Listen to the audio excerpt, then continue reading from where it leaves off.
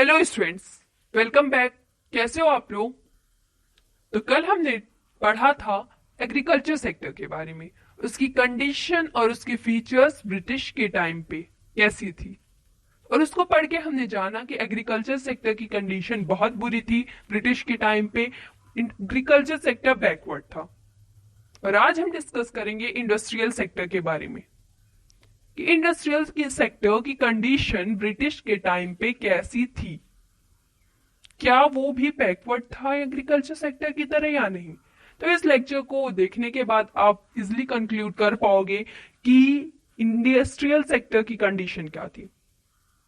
तो video start करने से पहले मैं एक बार फिर बोल दूं कि अगर आपको कोई भी डाउट हो इस चैप्टर को लेके किसी भी टाइप का, तो आप मुझसे कांटेक्ट करके अपने डाउट्स क्लियर कर ले।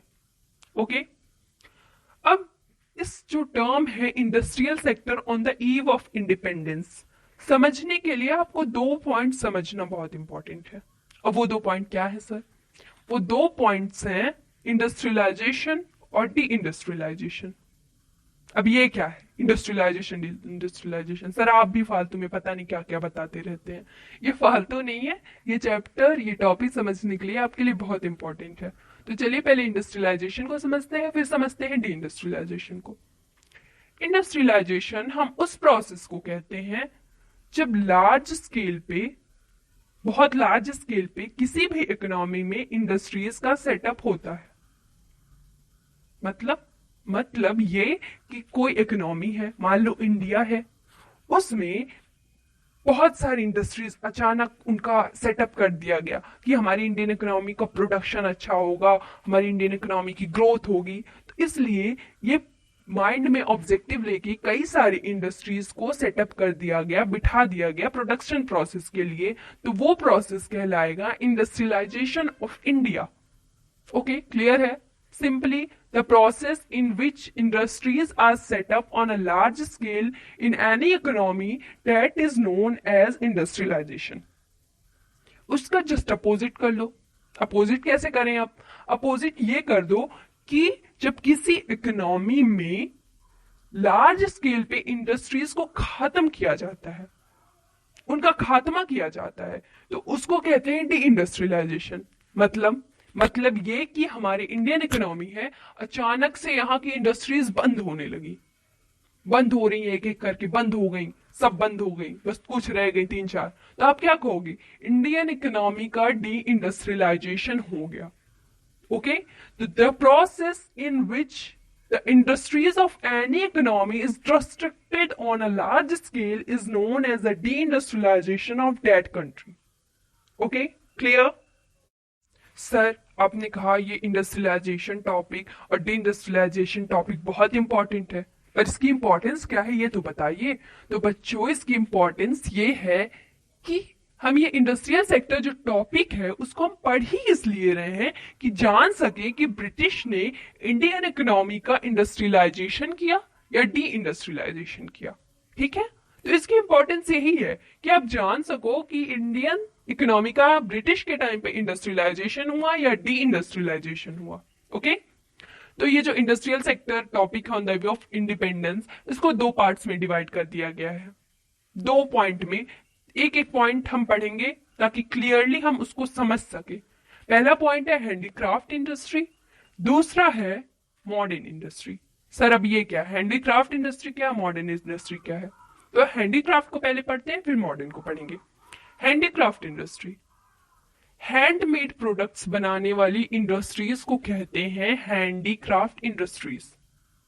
एग्जाम्पल, एक घर है, चलो मेरा घर है, मुझे आती है कढ़ाई करने, मैंने अपने घर में अपने हाथ से कढ़ाई करना स्टार्ट कर दिया। एक दिन में 10 कपड़े बना लिए कढ़ाई करके और उन कपड़ों को बेच दिया। मतलब मेरे घर में ही प्रोडक्शन करना शुरू कर दिया, मैंने घर में ही अपनी इंडस्ट्री सेटअप कर ली, अपने हाथ से बना रही हूं, तो उसको कहेंगे हैंडीक्राफ्ट इंडस्ट्री।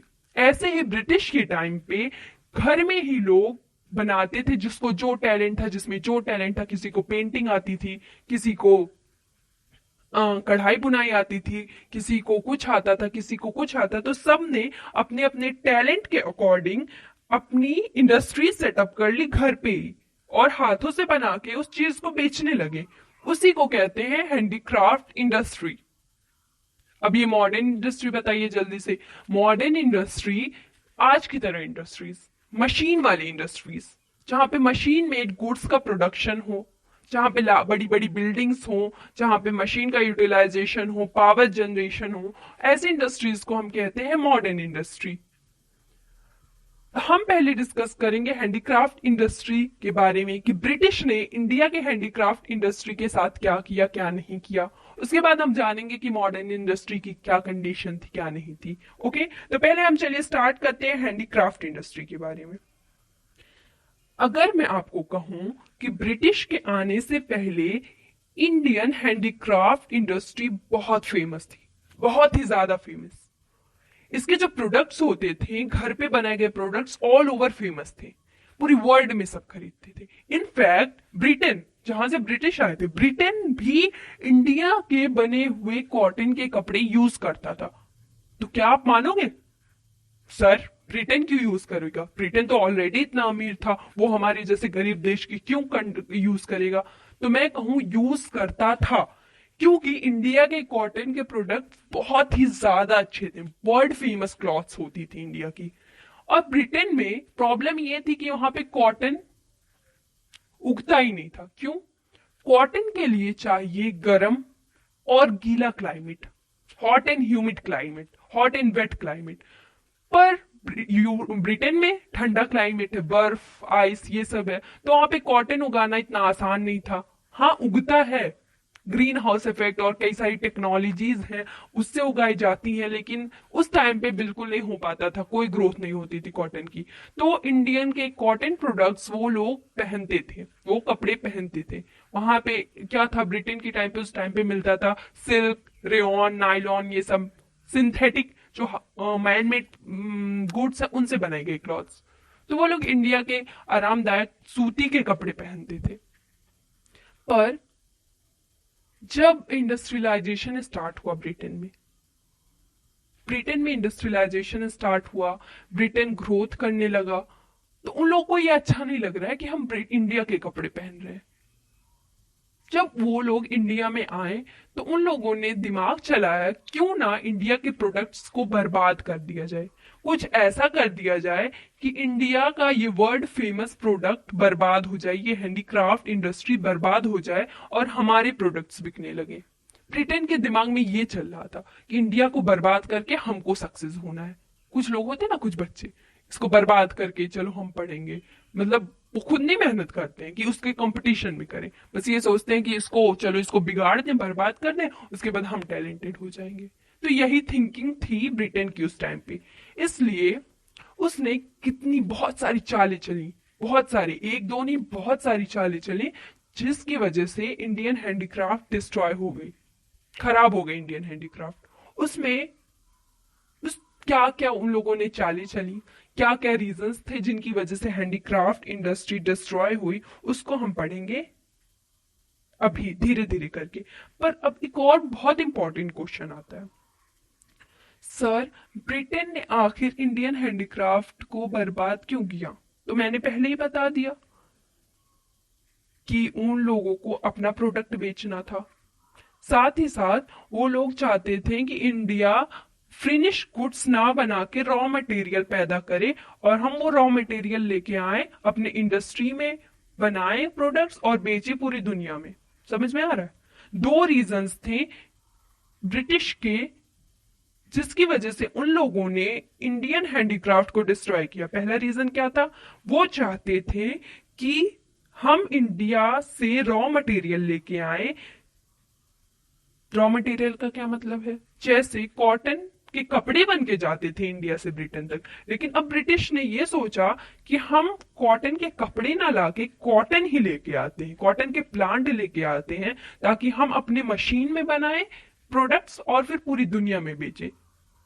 दूसरा जो रीजन था, वो चाहते थे कि इंडियन हैंडीक्राफ्ट डिस्ट्रॉय हो जाए ताकि हम पूरी दुनिया में अपने प्रोडक्ट्स बेच चुके। क्या मतलब है बेच चुके का? बेच चुके मतलब बेच सके, मतलब कि इंडिया, अब मैंने बोला इंडियन हैंडीक्राफ्ट बहुत फेमस था पूरी दुनिया में। अब ब्रिटिश ने ये सोचा कि इंडियन हैंडीक्राफ्ट की वैल्यू डाउन कर दे और अपना ब्रिटिश का प्रोडक्ट पूरी दुनिया में फेमस कर दे। इसलिए ये दो रीजंस की वजह से, पहला रॉ मटेरियल की वजह से, दूसरा अपना मार्केट बनाने के लिए उन लोगों ने हैंडीक्राफ्ट को डिस्ट्रॉय किया। हम एक ये थी कहानी इंडस्ट्रियल सेक्टर के डिस्ट्रॉय होने की। डिस्ट्रॉय होने की नहीं, अभी सिंपली कह सकते ये उसकी एक ब्रीफ स्टोरी थी कि इंडस्ट्रियल सेक्टर कैसा था ब्रिटिश के टाइम पे। अब ब्रिटिश ने क्या ऐसे स्टेप्स लिए, क्या ऐसी चालें चली जिनकी वजह से इंडिया का इंडस्ट्रियल सेक्टर डिस्ट्रॉय हुआ, उस बारे में हम डिस्कस करेंगे नेक्स्ट वीडियो में। मैं फिर से आप लोग को एक बार बोल दूं कि चैप्टर खत्म होने के बाद आप लोग अपने बुक से जाके रिवीजन कर लिया करें, जिससे आपकी टॉपिक्स क्लियर हो जाएंगे। आज के लिए इतना काफी है, मिलते हैं नेक्स्ट वीडियो में। Thank you.